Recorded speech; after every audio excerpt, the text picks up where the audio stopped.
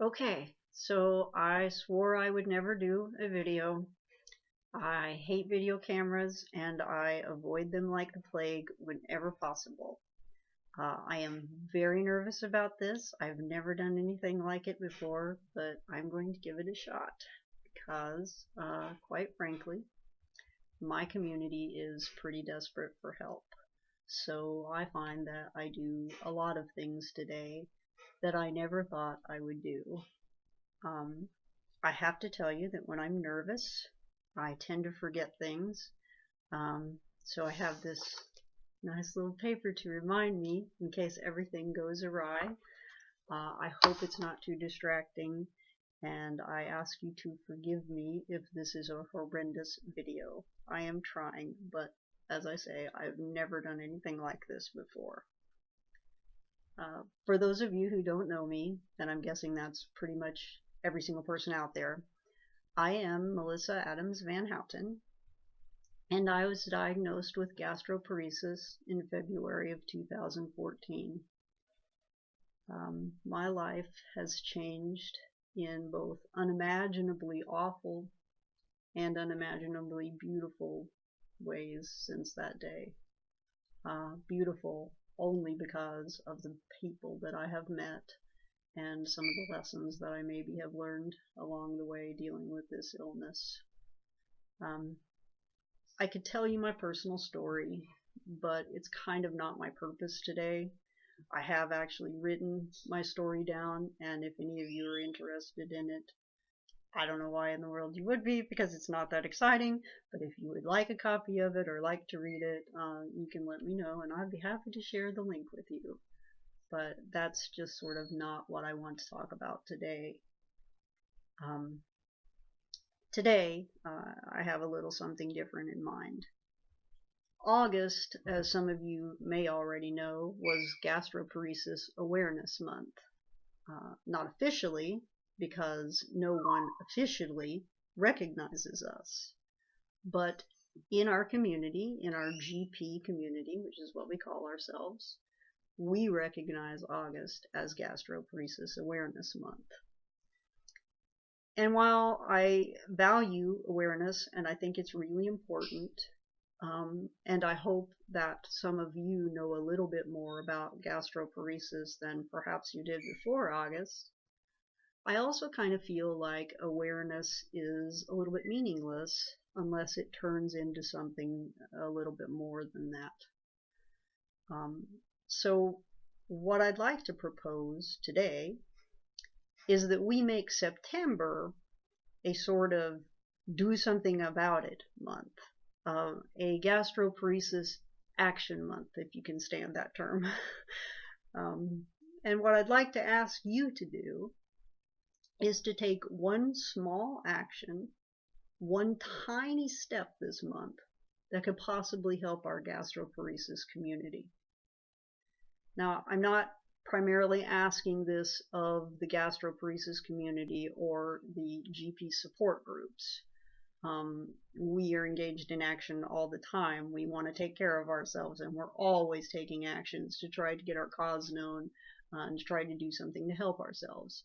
I do have an advocacy group, Gastroparesis Fighting for Change, and those of you in the GP community, if you want to join that and help more, that'd be great. Contact me, and I'd be happy to give you any information and get you set up if I can. But today, I really want to talk to the larger community. Our friends and family, of course, who sometimes are very willing to help. But I also want to talk to the doctors, the researchers, the pharmaceutical and insurance companies, the policymakers, and even the media. The people who sort of have a lot of power over us, but that we have very little control over. And I'd like to ask you today, which of you is willing to help us? And what particular action will you take during this month to help us? Now, I realize that some of you still don't have a very good understanding of what gastroparesis is, so I do want to give you a brief description of it. I don't wish to go into incredible detail because I'm not all that knowledgeable. I'm not the best source of information on the technical aspects of gastroparesis, but I do want to make sure you have a pretty basic understanding of what it is. So in short, gastroparesis is paralysis of the stomach. It is a motility disorder in which your stomach muscles fail to contract at the proper rate. They are controlled by the vagus nerve, and they move food from your stomach down into the intestines.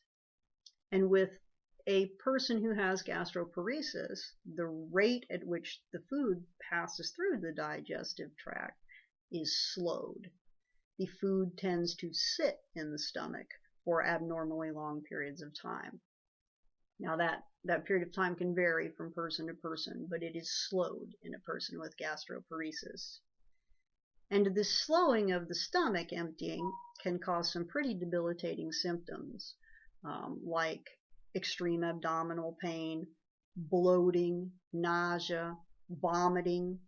A lot of us get heartburn or GERD, early feelings of fullness, and extreme fatigue in most cases.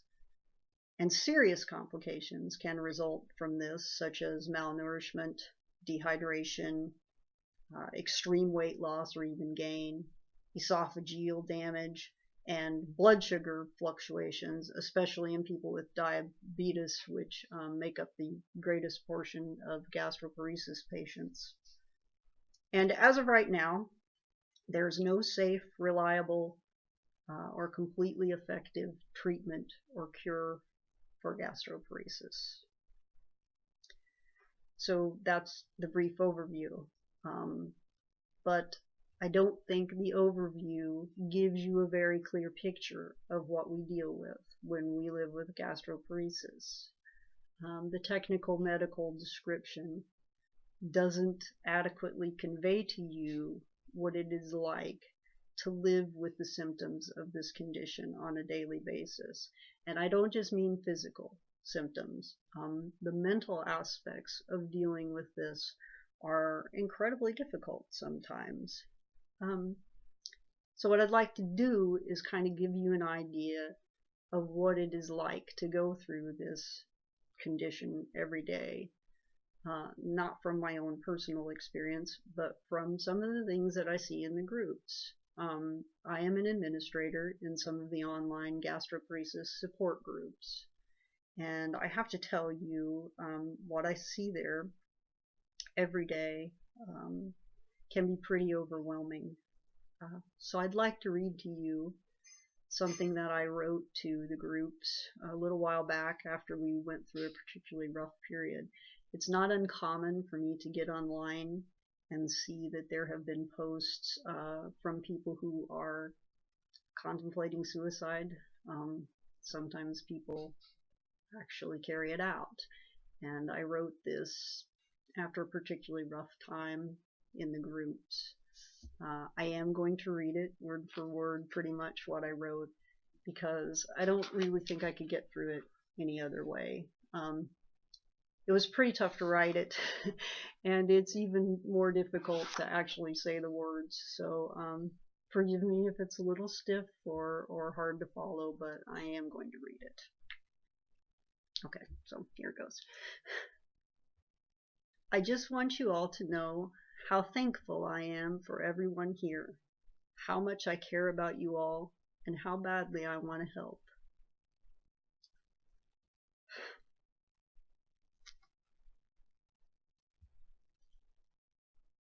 You are the first thing on my mind each morning, and the last thing on my mind every night.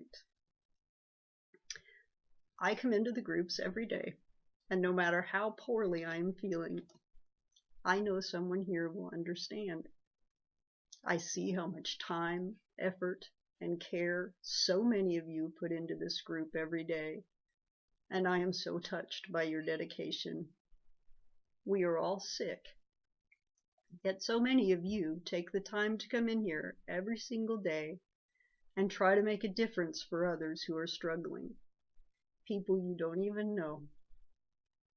You give advice, offer insight, comfort and pray for those who are hurting, and just generally do whatever you can to make others feel better and help them get through the day. Sometimes all anyone can offer is a kind word, a little encouragement, or a story. But sometimes that is enough. Sometimes that's what makes the difference between hope and despair for a person who sees no light at the end of the tunnel. I want you to know this is hard, that you are important and what you do matters. You mean the world to me, and because of that, I will never stop fighting for you. I want you to know also that I see the physical agony you endure on a daily basis. Beyond the struggle to somehow meet our nutritional needs without experiencing tremendous pain and nausea, I see that many of you are in and out of emergency rooms, must tolerate frequent and lengthy hospital stays away from your family, and must endure seemingly endless surgeries and procedures. I see that many of you have no effective medications, and that you are denied insurance coverage for the few necessary medications, treatments, and supplies that you do have. I see that you are frequently mistreated and even downright abused by a medical community that lacks knowledge, understanding, and the will to help. I see that many of these same medical professionals lack even the desire to help, and treat you as if you were nuisances to be dismissed without so much as an ounce of concern. I see that you are made to feel humiliated, that you are treated as hypochondriacs and drug abusers, and that you are pushed out their doors without receiving any help and without any guidance as to where you might go for such assistance. I see that your pleas for help are ignored, mocked, and fall on deaf ears. I read stories from those of you who cry out in agony while lying in a hospital bed being denied pain medications. I hear you when you say that the doctors tell you there is nothing else they can do for you, and I see the anguish this causes you and your loved ones. I want you to know that I see your personal struggles as well as your physical struggles. I see how so many of you have no one. You have no one to fight for you, and you have no one to comfort you at the end of the day. You have family members who do not understand, who sometimes do not even make the slightest effort to understand. You have friends who have deserted you. Some of you live alone and do not even get the chance to feel a comforting touch at the end of the evening. There is no one to take you out, no one to help you complete the household chores and errands, no one to even talk to you or hold your hand at the end of the day. That's a huge burden to bear, even for a healthy person. But to have to bear it on top of a chronic illness is unimaginably difficult. My heart breaks for you, and I wish so badly that I could change your situation. No one should have to live that way. Most of the time, I have a pretty positive attitude. I have never believed in giving up or not fighting, and I truly feel that I am blessed. I have a fantastic support system within my family and a strong belief in God. I pray for us all every day. These are things that are a great help to me, but I know it's not that way for everyone here. I can't take away your pain, no matter how badly I might want to. But I can tell you that you're never alone here. I care, and there are so many others here that care. I realize it's not the same as being there with a physical presence. But I hope it helps you some to know that there are many of us who are here for you. I can also tell you that I am not willing to accept this situation. I am not willing to say that we cannot change our circumstances. Many of us are fighting to change things already. We are writing our elected officials, we are contacting the media, and we are pushing medical facilities, insurance groups, and anyone else we can think of to do what is right and to help us. We are fighting for research funding, for better treatment options, and for better educated and more compassionate medical professionals. We are doing everything we can think of to help. And on a personal level, I want you to know that I truly could not get through a single day without you all. I don't always have the answers to all your problems, but I care deeply. I see your posts and I see your pain. I am not the most knowledgeable person, and I can't make all the bad stuff disappear. But I can tell you that I am totally and passionately committed to our community. Every single person here matters to me, whether I know you personally or not, and I will do whatever I can to help. I hope you feel how appreciated and how loved you are in here, whether that is the case in the outside world or not. I value you all, and because of that, I do whatever I can to fight for us and to change our situation. I appreciate greatly all that you do, and I ask you to please not give up hope.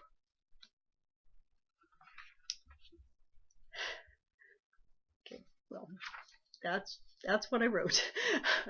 And I have to tell you, I meant those words. I meant every single one of those words.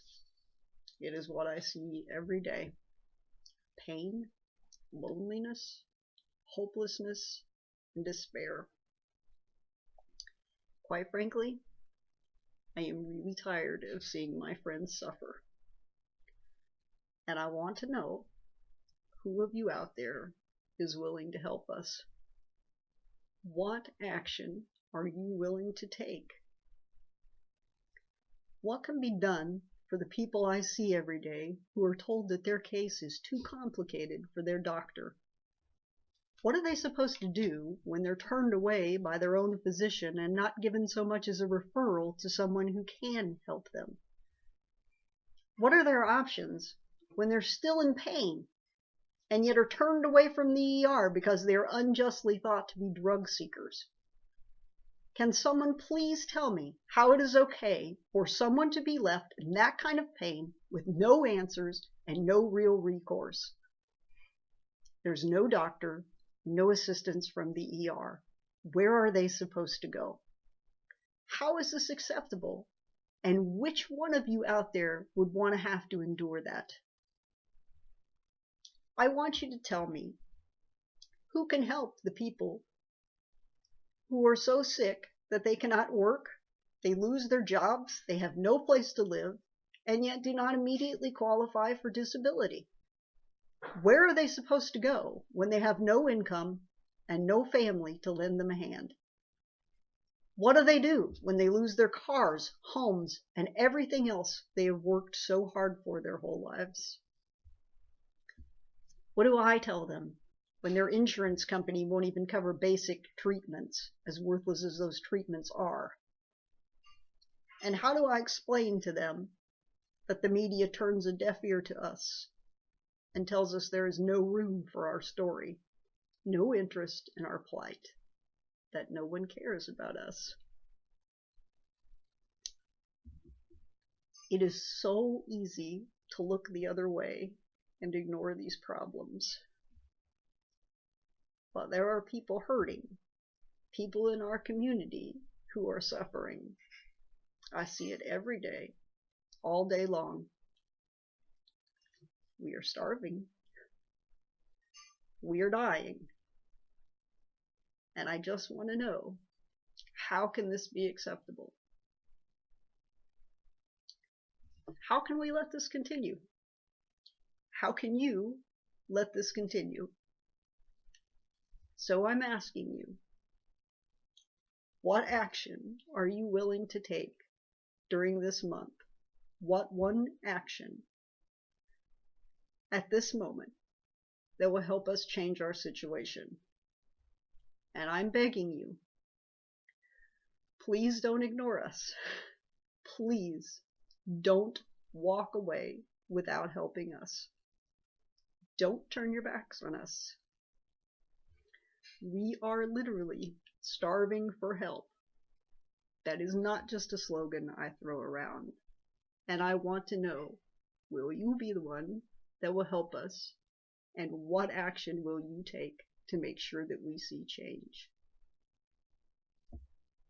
Thank you very much for your time.